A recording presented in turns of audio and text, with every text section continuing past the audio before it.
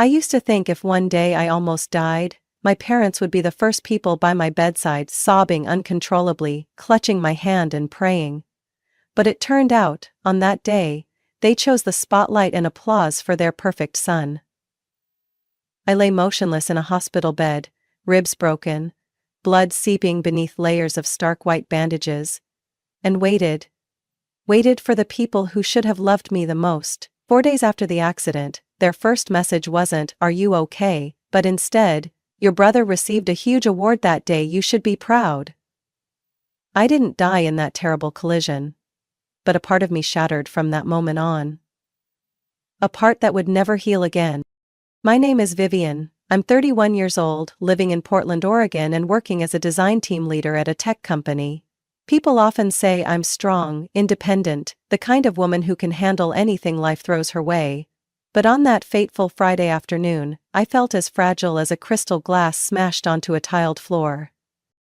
I was driving home from work when an SUV ran a red light and crashed directly into the side of my car. The screeching sound of metal colliding echoed. The world spun violently, and then everything went numb. When I woke up, I found myself in the intensive care unit, wrapped in bandages, and the doctors told me I'd had emergency surgery to stop internal bleeding, had broken 2 ribs, and fractured my right leg. They said I was lucky to have survived. I didn't feel lucky, I just felt cold. In my hazy consciousness I asked the nurse, "Where are my parents?" She looked at me, hesitated a few seconds, then softly replied, "They haven't arrived yet, but we contacted them right after you were admitted. They're listed as your emergency contacts." I nodded, trying to suppress the pain in my chest, convincing myself they must be on a flight from Denver. Maybe they needed time to arrange things, maybe my mom was too shocked to answer the phone. I sent a text, not just once but several times. Every few hours, typing the same short message. "I'm okay. I want to hear your voices." No one replied. 4 days passed in the coldness of the hospital room and the painful silence. I had no siblings other than Noah, my younger brother, whom my parents always called the genius of the family. Noah was their pride, the dazzling light onto whom they poured all their expectations. Meanwhile, I was just their daughter, the self-sufficient one, never complaining, never asking for anything. On the 6th day, an old friend of my mom, Elaine, visited me. She lived in Salem and heard about my accident from someone else. When she saw me lying there, she sighed, set down the flowers, and whispered, "Poor girl. Well, at least your parents had some comfort that day." Noah was honored in front of the whole state council. It was a grand award ceremony. I looked at her, mouth dry. "What did you say?" "Oh, you didn't know? The Young Engineer of the Year award. Your parents posted pictures all over Facebook, even live-streamed the event. Everyone commented how proud they were." I don't remember how I reacted. Maybe I laughed. Or maybe I cried without realizing tears were streaming down my face. Everything became blurry. It felt like I was reaching up from a deep pit, and instead of pulling me out, the people I loved most turned and walked away because they had a party to attend. The doctor said I should focus on recovery. But how could I recover when my heart was breaking apart? I wasn't jealous of Noah, really. My brother was talented, hard-working, and I'd never denied that. But I was also their child. I had also hugged my dad during thunderstorms, called my mom whenever I had a fever. Yet, when I nearly died, they chose champagne and applause. I don't know which hurt more, the physical pain, or the realization that I would never be enough for them. It took me nearly half a day to regain composure after hearing about Noah's award ceremony from Elaine. My mind kept replaying the image of my mom, smiling brightly in the teal dress she always reserved for special occasions, and my dad, shaking hands with everyone, proudly introducing his son as if he'd invented a vaccine to save the world. I lay in my hospital bed, IV drip attached to my arm, leg cast dangling awkwardly, and typed on my phone, like someone losing her mind. "You knew I had an accident and still attended Noah's award ceremony? I've been here 4 days, no messages, no calls. Do you honestly think that's normal?" I sent the texts, then lay waiting, my phone screen blurred because tears had already filled my eyes. A response arrived around 9 p.m. Vivian, don't make such a big deal out of this. Noah's event was an important milestone, something we couldn't miss. We couldn't be in two places at once. Immediately after, another message, this time from my dad. Do you realize how hard Noah has worked to achieve this? A national award ceremony? You can stay in the hospital as long as needed, but this was a once-in-a-lifetime event. I couldn't believe what I was reading. I typed quickly, fingers trembling. So my life isn't as important as an award certificate? I almost died. I had emergency surgery, broken ribs, and endured pain alone for 4 days. This time, my mom called. Her voice wasn't gentle like I'd hoped. Honey, don't talk to me like that. I know you're hurting, but can you stop playing the victim? I gripped the phone tightly. I am a victim, Mom. A victim of an accident. And now, a victim of your cruel indifference. Enough, she snapped. I don't have the patience for your complaints. Everyone is stressed because the media is after Noah since the ceremony. Your dad is busy giving interviews. I can't always be there watching over you. I fell silent. The air was thick and suffocating. I felt that if I heard one more word, I would scream like a madwoman. So, I'm a burden. Don't say that, she quickly replied, her voice softening slightly. But you need to understand. Noah is the one bringing honor to this family. Everything he does matters. And you? You're fine now, aren't you? Yes, I was alive. But at that moment, I wished I hadn't woken up. At least then, I wouldn't have had to hear those words from my own mother. I hung up without another word. The phone fell from my hand as I turned toward the wall, letting the pain in my chest spread through my body like fire. The next day, I received a photo from Mom. It showed Noah on stage, holding a shiny golden trophy. Beneath it was a caption, "Our pride and joy." I didn't reply, just pressed delete. I didn't want to see anything else. But my brain wouldn't let go. Memories I had tried so hard to sweep away now resurfaced clearly. The time I received a college scholarship, my parents had only sent one word. Good. The day I got promoted last year, my mother said, your boss must be easygoing. Noah was different. Always a celebration. Always a photo on Facebook with captions like, "This boy was born to shine." I had tried not to be jealous. I'd told myself I could live well without their recognition. But today, lying among unhealed surgical wounds, I felt completely drained. I didn't want to remain on the sidelines anymore. I sat up, painfully, but managed to reach for my phone. I sent one final message. If you ever chose me even once in your lives, it must have been a mistake. From now on, don't expect me to keep pretending otherwise. I didn't wait for a reply. For the first time in years, I felt I wasn't begging for affection anymore. I felt angry, but clearer than ever. I didn't think I'd ever see their faces again, at least, not in the hospital. But exactly 1 week later, on a gloomy afternoon heavy with the smell of antiseptic, the hospital door swung open. My mother walked in first, holding a bouquet of white lilies, followed by my father, his face tense, as if forced to come. I looked at them, feeling empty. No joy, no anger, just cold. "Vivian, it's Mom," she said, a forced smile on her carefully made-up face. "We just came by to see how you're doing." 8 days late, I replied, my voice dry as sandpaper. My father coughed slightly, as if trying to drown the tension. "Your mother was very worried. We've been extremely busy." The awards ceremony. I raised my head, looking straight into their eyes. "Or did something else make you suddenly remember you have a daughter?" No one spoke. That silence wasn't new to me. I'd grown up with it. A truth covered beneath layers of fake politeness. I pushed myself up with my arms, pain rippling from my ribs down to my back, but I refused to let them see. I just wanted them to admit the real reason they came. What do you want? My mother hesitated, placing the bouquet on the table. It's about Noah. I chuckled softly, making no attempt to hide my sarcasm. Of course. My father blinked, gripping tightly at the edge of his jacket pocket. Noah, he's in trouble, you probably heard. He got arrested yesterday, financial fraud charges at his company? What kind of fraud? I asked, though a bad feeling already formed in my gut.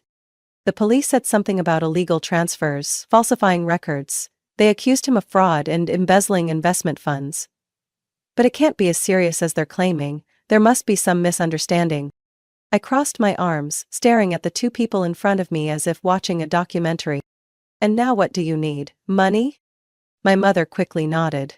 We hired the best lawyer in Portland, but the bail is too high and we've already spent all our savings. Vivian, can you help just this once? I laughed, although it sounded like a thin mirror shattering. Why should I do that? Because he's your brother, my mother shouted, losing her fake gentleness. I raised an eyebrow.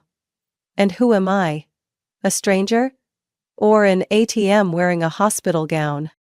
My father cut in, his voice low with restrained anger. Aren't you ashamed? Your brother is being publicly humiliated. Our whole family's reputation is being dragged through the mud. This is when we must stick together. Stick together? My fists clenched until my knuckles turned white. When I lay here half dead, no one called, no one visited. Is that your idea of sticking together? You're too sensitive, my mother sighed. Noah's never been in trouble like this before. Help him through this, and everything will go back to normal. I looked at them for a long moment. It felt like my blood was running backward. Memories of being forgotten, of endless praise for Noah, stabbed at my heart like needles. No, I said, cutting through the air like a blade. Vivian, my father growled. I have no obligation to rescue someone who has always been favored and never once cared about his sister. Noah isn't a 6-year-old who broke a vase. He's an adult. He broke the law. He pays the price. My mother fell silent, stepping back as if she'd been slapped. You're tearing this family apart, she whispered. You're turning your back on your own blood. I shook my head. No. This family was never built on genuine love. It's just a show. And I've always been kept off stage. My father's face turned red. You'll regret this, Vivian. Someday, when we're gone. I cut him off. I've regretted it for the past 31 years, always begging for affection from people who never truly loved me. Today, for the first time, I don't feel wrong anymore. The room sank into silence. No one spoke another word. My parents stood there for a few seconds, then turned away.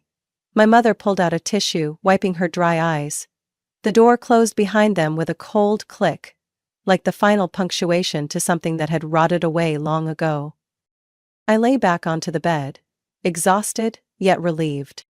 For the first time, I chose to stand by myself. 3 days after being discharged, I returned to my small apartment on the 3rd floor of a quiet building in East Portland. The place I once considered my safe haven from both the world and my own family. I thought I could finally breathe, lie quietly on my bed without hearing the heart monitor or smelling antiseptics. But I was wrong. Just as I reached the hallway, balancing on my crutches and fumbling with the key, I heard the sharp click of high heels against concrete. Vivian. I turned around. My mother. She wore the expensive brown fur coat she always put on when she wanted to show off her status. Beside her stood my father, arms crossed, glaring at me like a detective about to interrogate a criminal. I sighed heavily. Please. I just came home from the hospital. Don't start. Don't start? My mother almost screamed, her voice so high a neighbor peeked out through a crack in her door. Do you realize what you're doing? You're destroying this family. I tried to keep my voice calm. By refusing to give money to a criminal. My father took a step forward, his face flushed. He's your brother, Vivian, your own flesh and blood. How can you coldly watch him rot in jail?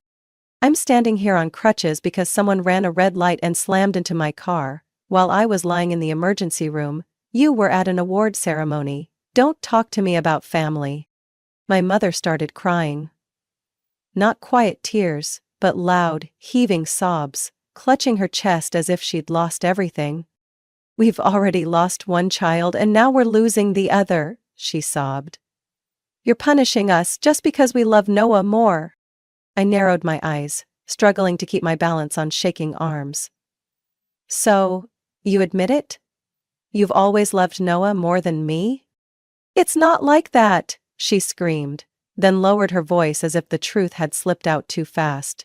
"It's just, he needed us more, and now he needs you." "What about me? 4 days alone in the hospital without anyone by my side? Does that not count as needing?" My father interrupted. "This isn't about you anymore, Vivian. The family is being pushed into a corner. The press is everywhere. Acquaintances keep calling. Everyone expects Noah to be bailed out. Our family's reputation is at stake." I nodded. "So, family means public image, not the children lying in the hospital with broken bones."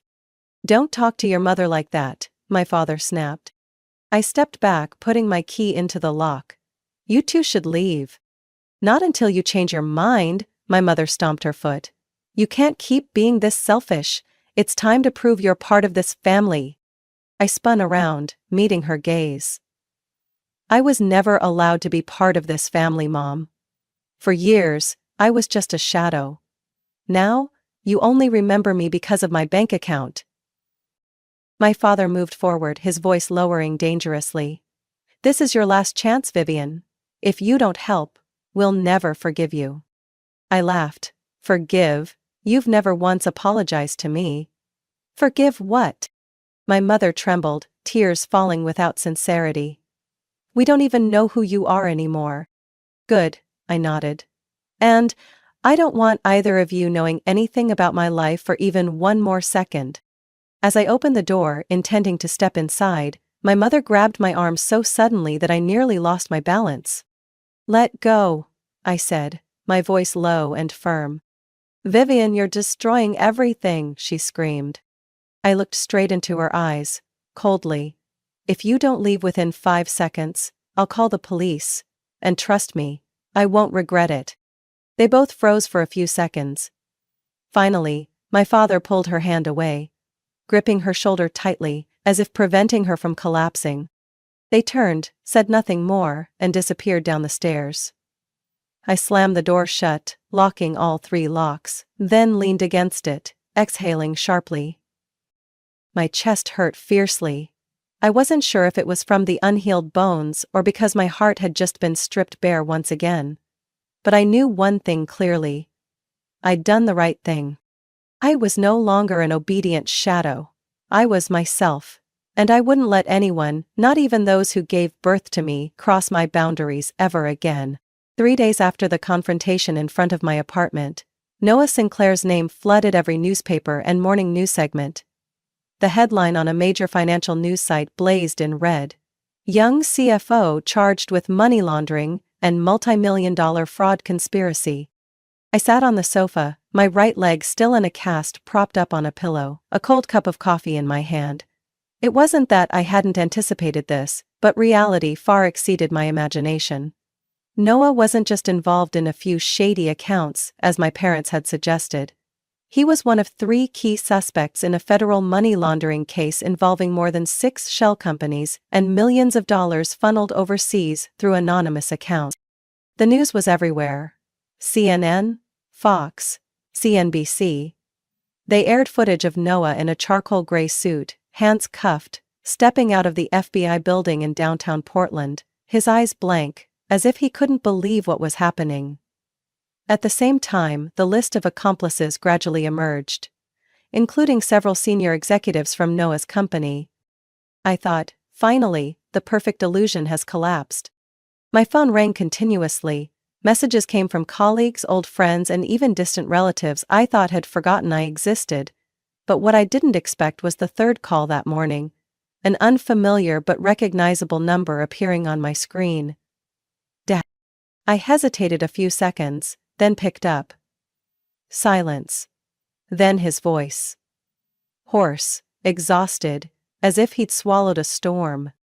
"Vivian, we need to talk." I leaned back, holding the phone a few inches from my ear. "I thought we'd made things clear." "I know. I know you're angry, and I'm not here to blame you anymore." He paused, then continued. "We need you." I closed my eyes, silently counting to 3. "Money again? We no longer have the means. Noah won't get bail without a new amount. The lawyer withdrew, accounts are frozen, and I lost a major client this morning." I opened my eyes. Was he involved in Noah's case? No. But he said, "Our family is no longer ethically trustworthy." My father's voice choked up. It was the first time I'd ever heard my father, the man always leading meetings, always believing the world must admire his son, admit defeat. "Vivian, if you help us this time, we might save some of our reputation, preserve at least a little bit of Noah's image going forward." I laughed, a dry, bitter laugh. "Reputation? Image? Are you really asking me for help? Or are you just worried people will realize we're not the perfect family anymore?" "This isn't the time for blame." "No, it's exactly the time," I replied, sitting up straight, voice hard as stone. "When I was alone and in pain in the hospital, you chose cameras and spotlights. Now, when your golden child's true colors are showing, you come running back to me for help? No chance." "Vivian, your mother has cried herself to sleep," he whispered. "She says if you don't help, we'll lose everything." "I don't care anymore," I said coldly. "And if Mom wants to cry, let her remember the 4 days I waited for a message that never came." He was silent. I lowered my voice, slowly. "If you have any respect left for me, don't call again." Then I hung up. That afternoon I received an email from my mother. I didn't open it. I deleted it. In the days afterward, a few midnight texts arrived. Long emotional messages, vague apologies, interwoven with pleas for financial help. I replied to none. News continued to report on the investigation. Several executives had already pleaded guilty. But Noah kept denying the charges. On social media, the name Noah Sinclair became a joke. Golden boy turned ghost. The one praised as a genius was now ruthlessly mocked by internet users. I didn't feel happy, but I didn't feel sorry either. Perhaps all I felt was relief? Standing by my window, watching Portland fade into gray rain, my heart was empty, yet light. For the first time in years, I wasn't being dragged back into the chaos called family. And I promised myself I'd never return there again. I thought everything would calm down after I bluntly refused my parents. But then, one Saturday night, as I sat reading news on my laptop, an email popped up with a suspiciously simple subject line. From Noah. I stared at the sender's name. The address was from a monitored inmate email system. For a moment, I almost deleted it unread.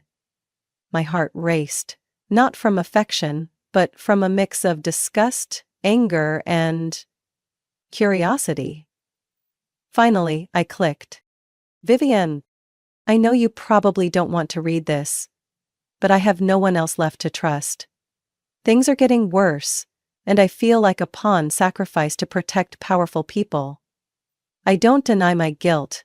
I participated. I know I was wrong. But I'm not the mastermind. I was just a link between upper management and the money. They're putting everything on me, Vivian. I don't know if you'll believe me, but I'm collapsing under a burden that's not entirely mine. You've always been fair. The only person in the family brave enough to face the truth. Please, if not for me, then for Mom and Dad. Our family is falling apart. I'm begging you." "No, I froze. Something in the tone left me conflicted. This wasn't the usual arrogant, cocky Noah.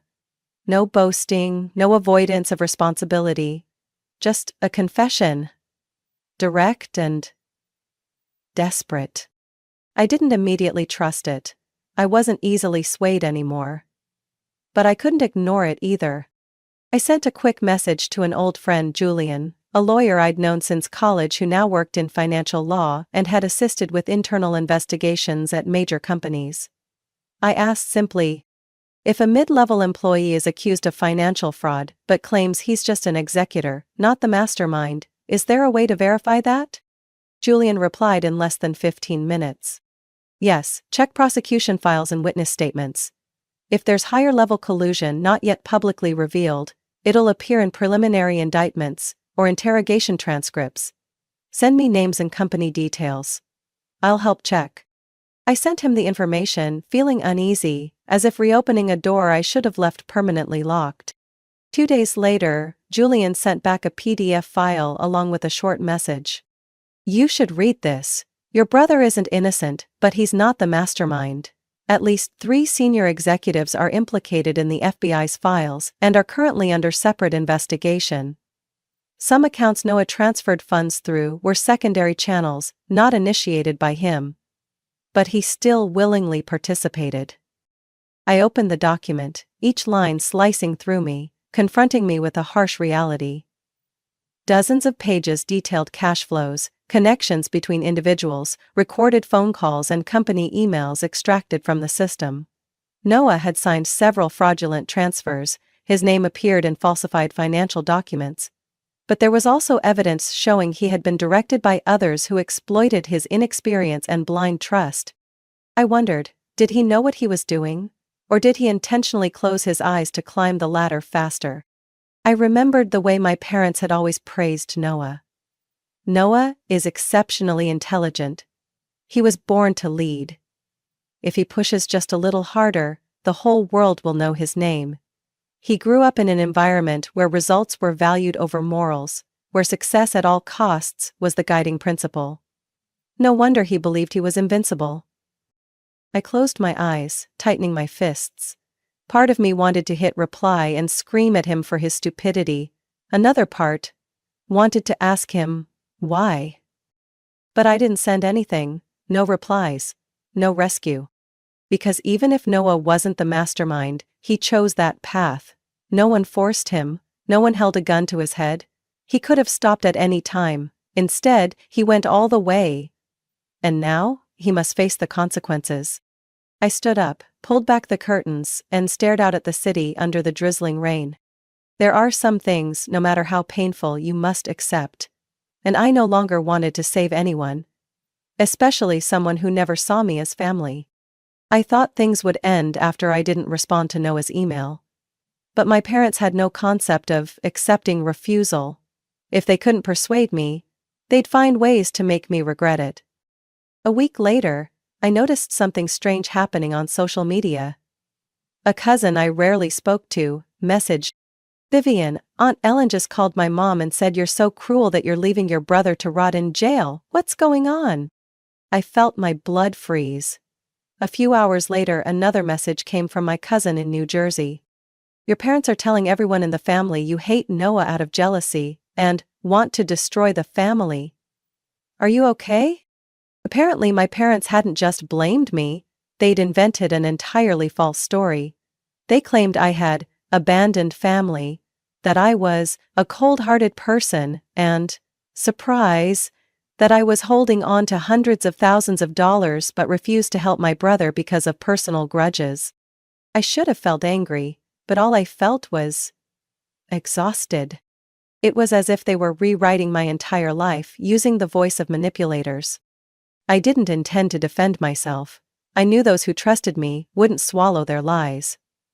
But then, something unexpected happened. One by one, relatives I thought had long forgotten me started reaching out. Not to blame, but to support me? Aunt Carol from Ohio wrote, Vivian, I don't believe what they're saying. Your mom once called me asking for money after Noah lost $50,000 on a startup project that never existed. When I refused, they cut off contact for 3 years. My cousin Mark recalled a time Noah blamed him for losing client data during a summer internship. He almost cost me my scholarship. Your parents didn't investigate, they just told me to take responsibility to protect the family's image. My cousin Alina messaged, Remember Noah's 18th birthday, when they hired a band and threw a big outdoor party? Well, for yours it was just a microwaved cake. I remember. The look on your face. Silent but clear as a mirror. I read each message, each recovered memory. For years, I thought I was the only one cast aside. But it turned out, I wasn't alone. My parents' favoritism toward Noah wasn't just about pampering him. They sacrificed everyone else to prop up the image of their perfect son. I started remembering, not just the times my achievements were ignored, but also the times I was labeled too sensitive, dramatic, simply for daring to question them. They always told me I was overthinking. Turns out I was just the only one awake enough to notice something was deeply wrong. That night, I opened my laptop and wrote a long email to the relatives who had reached out. Thank you all for believing and sharing your stories. I'm not writing to justify myself, just to say, I'm tired of begging for recognition. I no longer want to be part of a family where a daughter's worth is measured by how many times she can forgive those who disregarded her. I pressed send, then leaned back in my chair. Inside, instead of sadness, was an oddly comforting sense of relief. I had thought cutting ties with my parents would mean losing everything. But in reality, only by breaking free did I finally see who truly stood by me. A day later, I logged out of all my old social media accounts, changed my phone number, and sent a letter to building management, instructing them not to allow anyone outside my approved guest list onto my floor. I changed the locks on my front door and installed a camera at the entrance. I was no longer afraid of being called the ungrateful child. I was Vivian. And I had survived, without anyone's pity. News about Noah's release on bail broke on a foggy Monday morning. I got the notification from a friend in the legal field, along with a brief message. Your brother's family managed to handle it. He confessed everything for a plea deal. Not long afterward, the press published the details. Noah had signed a cooperation agreement with federal investigators, providing the names of over 7 senior executives, along with dozens of emails and falsified internal transaction records. In exchange, his sentence was reduced to 12 months in prison and 2 years of community service, without financial penalties. A relatively generous deal, considering the severity of the case. My parents, according to a maternal relative, mortgaged their second house in Bend to cover the bail. There were even rumors that they took a private loan from one of my father's old friends, a businessman known for his dislike of trouble. Either way, they succeeded. Their beloved son was allowed home until the official court date. As for me, I remained silent, not a single word, no opening doors, not even a backward glance. I had officially requested building management add my parents' names to the no visitation list. I changed my phone number and blocked every email associated with them. Noah, too, was permanently blocked. No more pleading messages, no more midnight calls from my mother screaming in desperation, no more threats that, "You'll regret this," when we're dead. I didn't want to know how they lived, nor did I care whether Noah repeated his mistakes or not. Some called me heartless, others said I was ungrateful.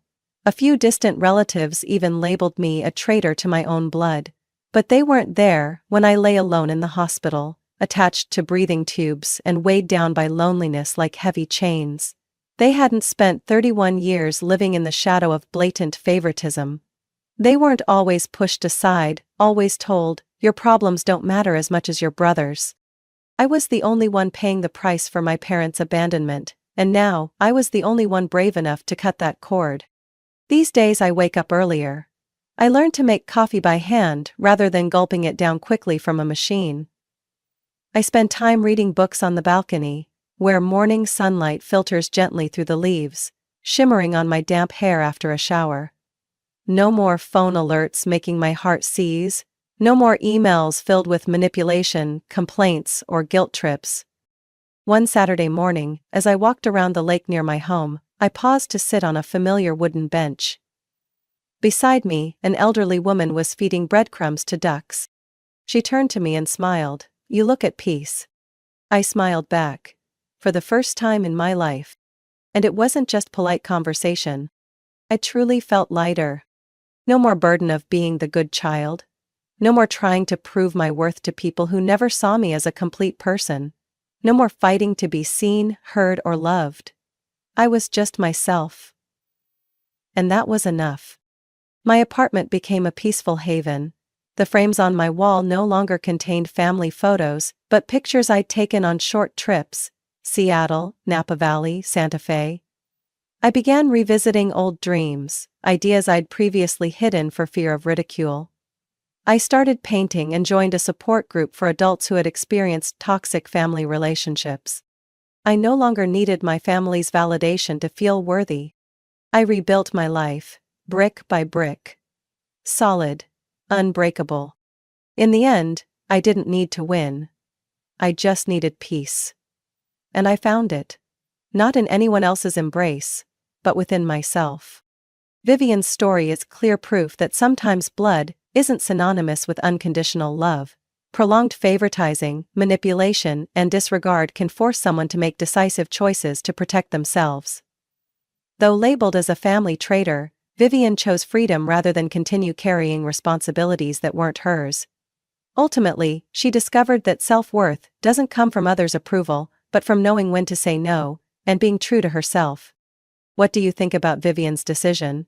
Was she too cold? Or was it a necessary act of self-protection? Share your thoughts below. And don't forget to subscribe to the channel for more touching and profound real-life stories.